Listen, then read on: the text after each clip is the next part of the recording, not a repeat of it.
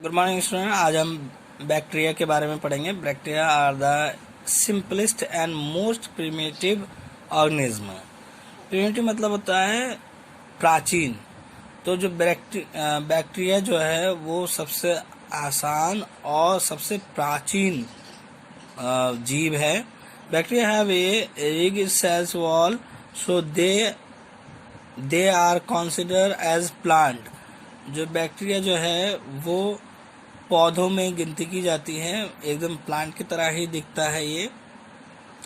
Bacteria are strictly unicellular and generally occur single, but some of them found in group.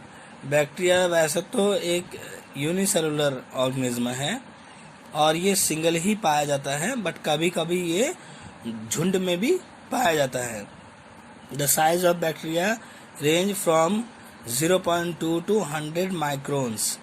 जो bacteria का जो size है वो 0.2 से लेकर 100 माइक्रोन तक है। Occurrence bacteria are found in the place wherever life is possible. Bacteria ऐसे जगहों पे पाया जाता है जहाँ पे जिंदगी या जीवन पॉसिबल है, संभव है। They are in the air you breathe, the food you eat, the soil upon which you walk।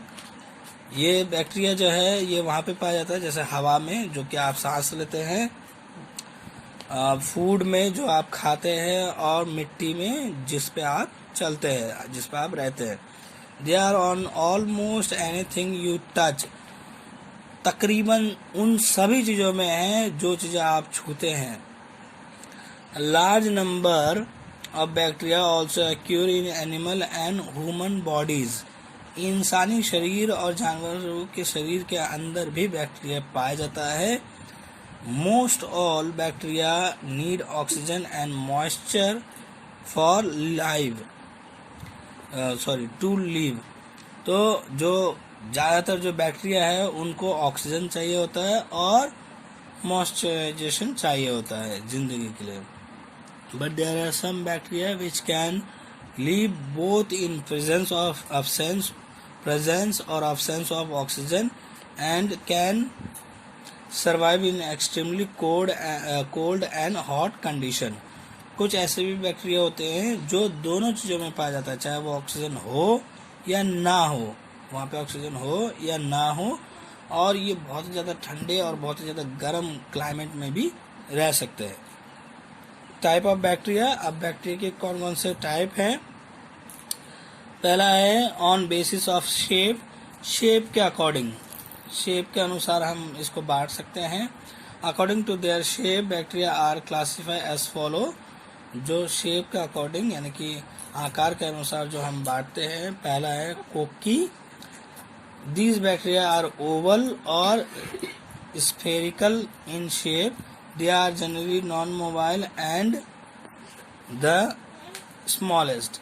ये जो होता है कोकी जो होता है ये गोला मतलब अंडाकार होता है और ये जनरली सबसे छोटे होते हैं, ये बहुत ही छोटे होते हैं, जैसे कि आप इस पिक्चर में देख रहे हैं। Actually, these bacteria are rod shape। This is most common shape of bacteria। ये जो वेसिली है ये इस शेप में पाया जाता है, रॉड के शेप में, यानी कि लंबे लंबे, और ये बहुत ही ज़्यादा इस शेप में पाया जाता है। उसके बाद spirilla. This bacteria are spiral shape. ये क्या है? ये स्पाइरल शेप है, ये देखिए ये यहाँ पे दिख रहा है। Vibrio. These are incomplete short and look like commas. ये जो होता है ये बहुत छोटे होते हैं और ऐसा लगता है कि ये इनकम्प्लीट है, यानी कि ये कंप्लीट ऑर्गेनिज्म नहीं है, तो ये इस तरीके का होता है। देन अब हम पढ़ते हैं on the basis of nutrition. Nutrition के आधार पर हम बांट सकते हैं बैक्टीरिया को। On the basis of nutrition bacteria are divided into 2 groups. Nutrition के आधार पर बैक्टीरिया को 2 ग्रुप में बांटा जा सकता है, autotrophic and heterotrophic. Autotrophic bacteria, very few bacteria synthesize their own food in presence of light and chlorophyll. बहुत ही कम ऐसे बैक्टीरिया है जो अपना खाना खुद बना सकते हैं लाइट और क्लोरोफिल के मदद से, मतलब ये जो छोटे वाले जो पौधे होते हैं उसके जैसा, वो उसके जैसा.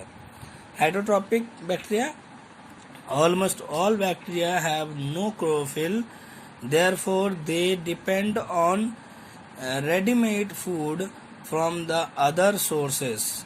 In this category, bacteria are mostly saproids from the saproids. जैसे कि ये यहाँ पे आपको दिख रहा है, ज़्यादातर जो बैक्टीरिया है उनमें क्लोरोफिल नहीं पाया जाता है, इसलिए वो हमेशा रेडीमेड खाना लेता है, यानी कि दूसरे के ऊपर निर्भर रहता है. जैसे कि ये सैप्रोइड्स, ये पौधे के ऊपर दूसरे पौधे के ऊपर लग जाते हैं, जिससे वो अपना खाना लेते हैं.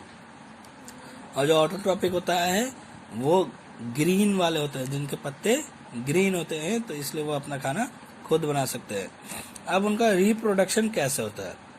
Bacteria normally reproduce asexually by simple fusion. Fusion is the production of bacteria by one cell splitting into two equal cells. Before the cell split, the content double up. Each new cell has equal part. However, sexual reproduction is known to occur when living conditions are unfavorable. A bacterium may form a protective wall around the organism in then inactive. जो bacteria का जो जन्म होता है वो एक ही bacteria से दूसरा, ये जो होता है अलैंगिक होता है, इनमें अलैंगिक जन्म होता है. क्या होता है कि जो एक बैक्टीरिया है उसी बैक्टीरिया से धीरे धीरे, हम जानते हैं कि एक ही सेल का होता है बैक्टीरिया, तो वो धीरे धीरे इसका दूसरा सेल बनने लगता है और धीरे धीरे ये अलग हो जाते हैं. फिर 2 से 4, 4 से 8, 8 से 16 हो जाते हैं. इस तरीके से ये अपना प्रजनन करते हैं. Economic importance. अब अगर हम बैक्टीरिया, क्योंकि मैंने पहले भी बताया था आपको कि सभी बैक्टीरिया हमारा दुश्मन नहीं होता है, कुछ बैक्टीरिया ऐसे भी होते हैं जो हमारे दोस्त होते हैं. तो अगर हम इकोनॉमिकली देखें, bacteria play important role in the economy of nature and human economy as well. Bacteria जो है वो कुदरत के लिए और इंसानों के लिए भी बहुत फायदेमंद होता है. जैसे फिक्सेशन ऑफ नाइट्रोजन, नाइट्रोजन को बनाने का काम भी बैक्टीरिया करता है. Rhizobium bacteria change the nitrogen of air into nitrate.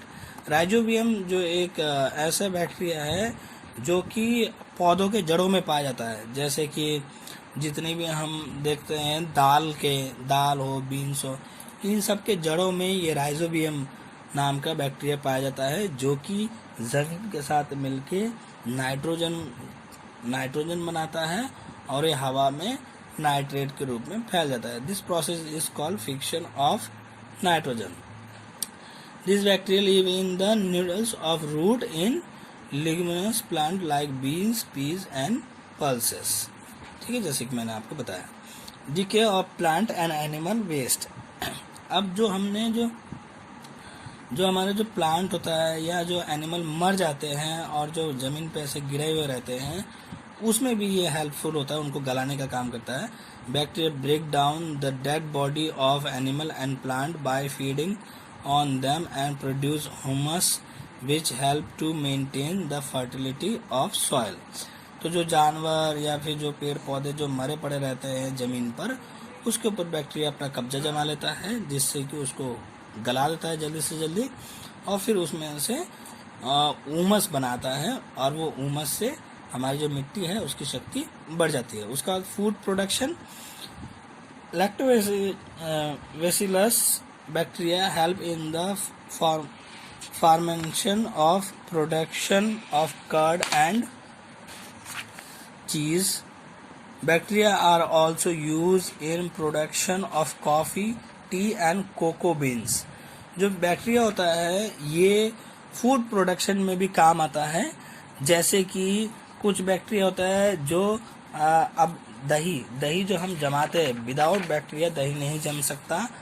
दही के लिए, चीज़ के लिए और कॉफ़ी, टी, कोको, इन सब के लिए भी आपका बैक्टीरिया की ज़रूरत पड़ती है। तो जब उन पर बैक्टीरिया लगता है तभी ये चेंजेस आता है। उसके बाद डाइजेशन इन एनिमल के डाइजेशन में भी बैक्टीरिया का काम आता है।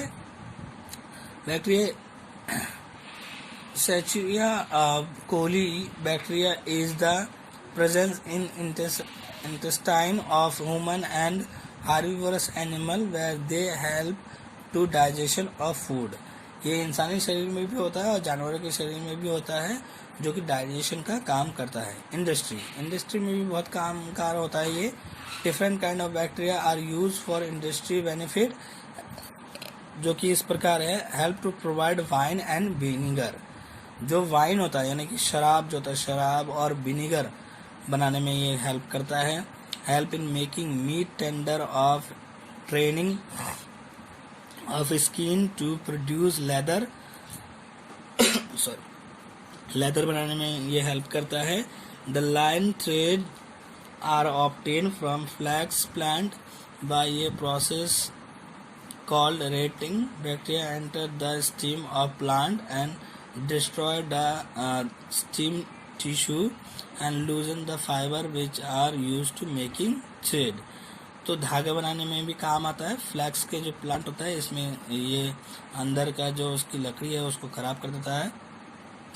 Help in production of some vitamin and antibiotics. कुछ विटामिन और एंटीबायोटिक्स काम बनाने में भी हेल्प करता है। Help in production of industrial chemical and citric acid.